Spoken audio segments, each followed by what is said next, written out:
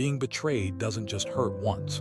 It stays in your thoughts, in your memory, sometimes for years, and one day you may have to face the people who caused it. That's exactly where Joseph found himself. You know what it feels like to be hurt by someone who should have loved you, not a stranger, not an enemy, someone close, someone you trusted.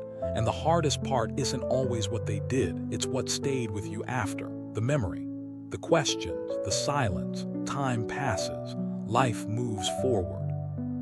But something inside you doesn't fully heal. Now imagine this. After years, you stand face to face with them again. They don't recognize you. They don't see the pain they caused, but you remember everything. That's where Joseph is, standing in a room in Egypt, face to face with his brothers, the same brothers who once threw him into a pit, the same brothers who chose silver over blood. They stand before him now older, tired, changed. Their clothes carry the dust of famine. Their eyes carry fear. They bow before him because to them he is just a ruler, a powerful man, a stranger, but Joseph knows the truth. These are the men who broke his past, and in this moment he holds their future. For a second, nothing moves. The room is quiet, heavy. Joseph looks at them and the past comes rushing back. The pit, the darkness, the feeling of being abandoned, calling out and hearing nothing in return. Then the chains, the journey, the years of confusion. Moments where God felt distant, moments where life didn't make sense. Maybe you felt that too, when something happens and you don't understand why. When it feels like your story went in the wrong direction and you're left trying to make sense of it. Joseph had lived through all of that. And now the moment had come. He had the power to punish. The power to make them feel what he felt, to return the pain. And no one would stop him. That's what makes this moment real. Because forgiveness only matters when revenge is possible. Joseph turns away. His breathing changes because pain like this doesn't just disappear, it waits, hidden, until one day you face it again. And in that moment you have to choose, will pain define you or will you become something greater than it? Joseph had been watching them, listening, testing, and something had changed.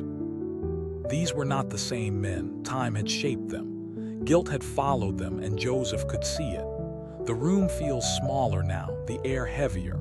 His servants are still there, watching, waiting. Joseph speaks. Everyone leave. The room empties, footsteps fade, doors close. Now it's just them. No audience, no titles, no power, only truth. And Joseph can't hold it anymore. He begins to weep, not quietly, not controlled, years of pain breaking all at once. His brothers look up, confused, afraid. Why is this man crying? Joseph steps forward and says the words that change everything. I am Joseph. Silence. No one moves, no one speaks. I am Joseph, their brother, the one they betrayed. Suddenly everything makes sense. And fear fills the room because now they understand this is not just a ruler. This is their past. Standing in front of them, Joseph looks at them through tears. And the first thing he asks is not about the betrayal, not about the years. He asks, is my father still alive?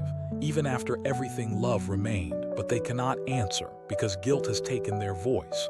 Joseph sees their fear, and instead of stepping away, he moves closer. Come near to me. The one who was hurt inviting the ones who caused the pain. This is what grace looks like, not pretending it didn't happen, not ignoring the wound, but refusing to let it control the ending. They come closer, slowly, trembling.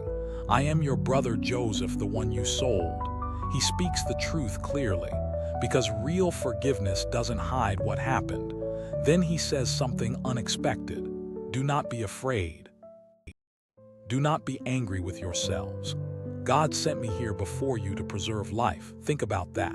They meant to hurt him, but God was still working. They meant to end his story, but God was still writing it.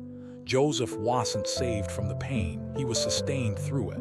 And now he chooses mercy, not because they deserve it, but because he refuses to let pain define him. He tells them to bring their father to come to Egypt, to live.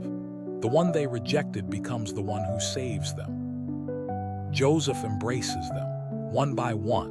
The same arms that could punish now comfort. The same voice that could judge chooses peace. And maybe that's the part that speaks to you, because forgiveness doesn't mean the pain wasn't real. It doesn't mean what happened was okay.